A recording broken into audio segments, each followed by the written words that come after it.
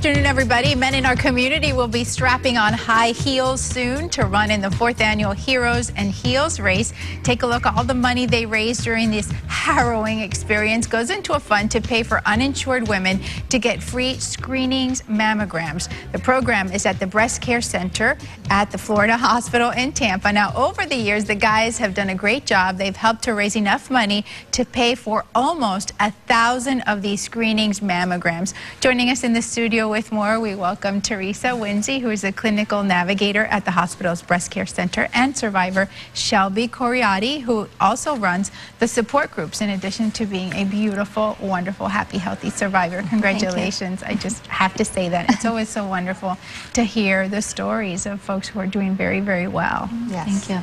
The video is very funny.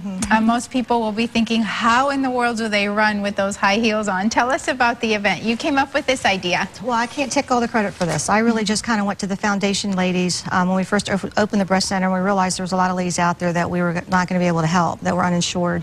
And so collectively, this idea was born. And we've been very successful in raising some money to help a lot of ladies out there. How does it work, Shelby? Tell us how it works. Well, the whole thought process is that breast cancer just doesn't affect women. Actually, men can also get breast cancer, but when women get breast cancer, it also affects the men in their lives. And this was a way for us to get them involved. We see a lot of walks all around Tampa Bay. It's all women, but we want the guys to get involved. So for every $100 that they raise, it provides a free screening mammogram for uninsured women.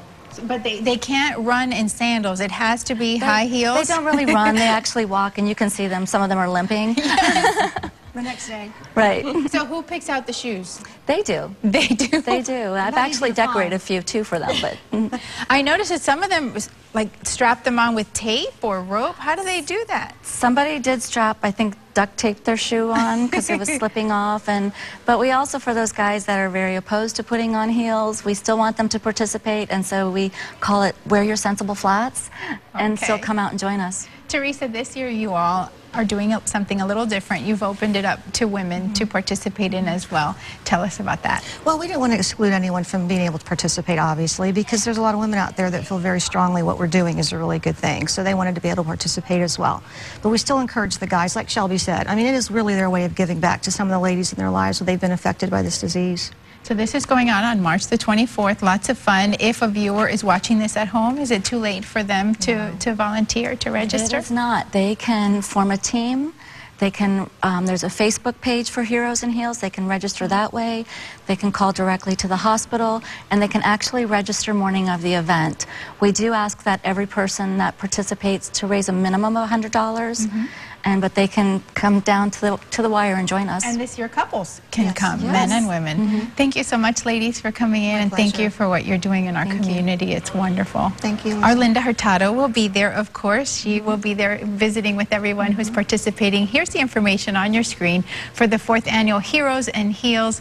It's really fun, a wonderful day to go out and meet people and take a look at what's going on in our community. It's Saturday, March the 24th. The registration on site starts at 8 a.m. And for more information, you can call them at 813-615-7985.